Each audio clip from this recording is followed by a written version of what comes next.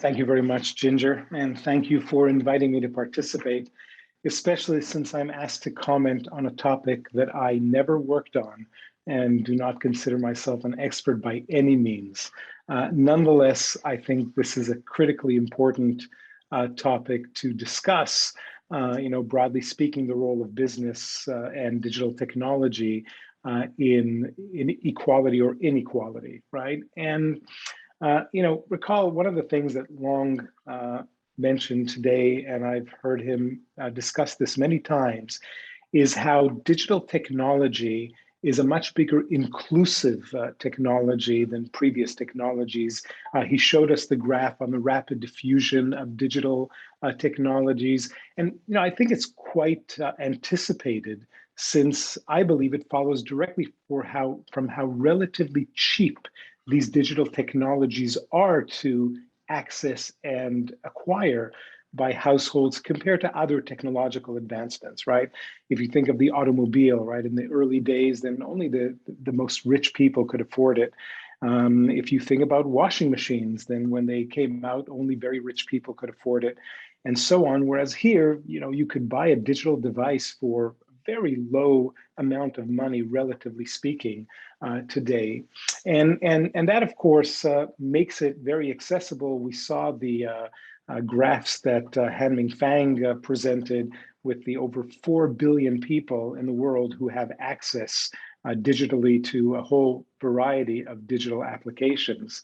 And I think this also relates to another element of what this digital tech revolution is doing, and that's that it increases the distances of trading. Again, a graph that was in Long Chen's presentation, and I think this relates neatly to one of the observations that Al Roth made about that AEJ paper on the impact of streetcars in Boston, or the anecdote that he gave about mail-in orders. And that basically, when we think about anything that increases the distance or makes distance commerce cheaper, which obviously digital marketplaces have done in spades, that will typically benefit lower income households relatively more than higher income households, which is another form of equalization. Michael mentioned the trade of labor. I like how he also, used that Linux example of how, this remote work was around for a while. I think COVID really forced us to recognize how available it is. And here's an interesting anecdote. I think many of you may be familiar with a company called Upwork. They are a digital platform for labor, for freelance work. Their stock went up by about 400% during COVID because it became clear that now more and more people are forced to work remotely, and through that forcing realize, hey, this can be done. And this is a point where I think it's worth pausing. I see David Otter on my screen. I'm on my phone, so I have a very small screen. I don't see many people. And I'm thinking about his observation about the nature of how, the types of jobs change, and they continue to change, right? And when I look at these observations, right, that increasing the distance or reducing the cost of distance trading helps equalize, that remote access helps equalize, that access to education that Michael mentioned, another form, helps equalize. I think about the anecdotes that Al Roth made, the facts that Han Bing made.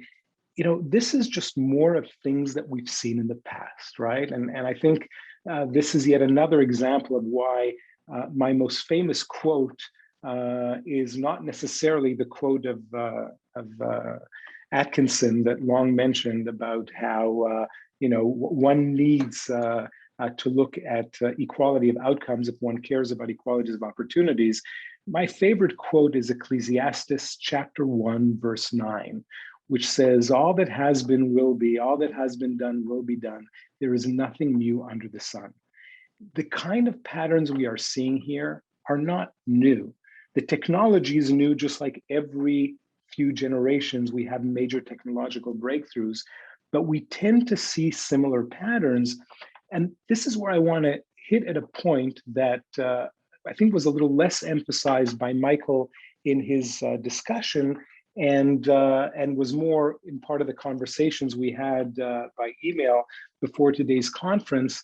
And that is whether the haves, the historical haves, may be better capable of taking advantage of these new opportunities than the have-nots.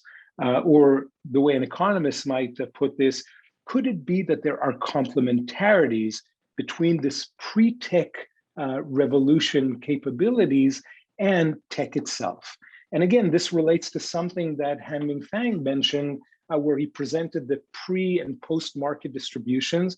Well, we could think similarly of pre and post-digital technology diffusion.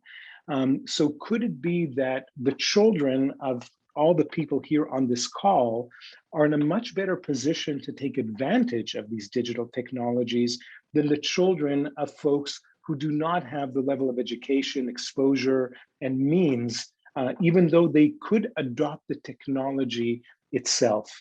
And I think this is something that I don't have enough information on. I'm wondering if others are familiar with any studies that show that there are these strong complementarities, so that on one hand, we have a technology that at the heart is able to create more equalization, but maybe because of past trends, past path dependence, it actually does not decrease inequality and maybe even exacerbates it. Now, from some of the facts that Long Chen provided, especially on financial access to loans, maybe that's not the case. But again, I'm wondering about the global versus local. So could it be that what's happening now is that people, say in India or China or other developing countries, that are the children of those parents who are more savvy, more educated, they're going to be the ones who take advantage of these remote technologies, compared to, say, in comparison to the United States, local communities that are disadvantaged in the United States will now not only fall further behind the more advantaged communities, but they will also start being taken over by remote communities in other countries that have the means, the access, and the kind of parenting and drive that will help them take advantage of these digital technologies. So with the opportunities, obviously come also challenges. And I want to close, and I'm not going to spend probably my whole time. Then again, most famous words by anyone who went over. But I need to run to class soon. So we talked about the role a little bit of government, right, and of potentially business. I very much liked what Michael said about how large businesses have a responsibility to do more than just maximize profits. And we see that large business owners or retired business owners like Bill Gates or Warren Buffett take this to heart and quite seriously. And I'm wondering, how do we solve this challenge of access, of equal opportunity, of leveling the playing field? Michael mentioned an example of how Microsoft creates access to information, to teaching materials, which is another amazing invent of the digital technology. You think of the Khan Academy, which is just amazingly useful for many children. And this is where I think there is a lot more room for private-public partnerships. Now, I'm familiar with private-public partnerships in the area of government procurement, an area that I used to study over a decade ago, before I made the transition to studying e-commerce and tech. And I know that they have been great successes in procurement of large infrastructure projects. The question is, how could these be implemented towards helping level the playing field and making smart use of digital technology, right? If we think of another thing that David Otter mentioned, of how institutions and demand are going to shape the types of jobs that we'll have in the future. Institutions and demand, but maybe more institutions, will shape the way we have access and diffusion of these digital technologies. And I have a lot more trust in well-architectured private-public or public-private partnerships than I do in government alone for a variety of reasons. Maybe the two most important is the government has limited access to the talent pool. Most people who graduate from top universities, their dream jobs are not working in government, at least not in the United States, and I think in many other countries as well. And also at the same time, I worry about the influence of politics and populism, right? Since I was a teenager, I always said, tell me how close you are to politics so I know how far away to be from you. So these are things that concern me about governments alone playing the role of regulation and other aspects of helping level the playing field.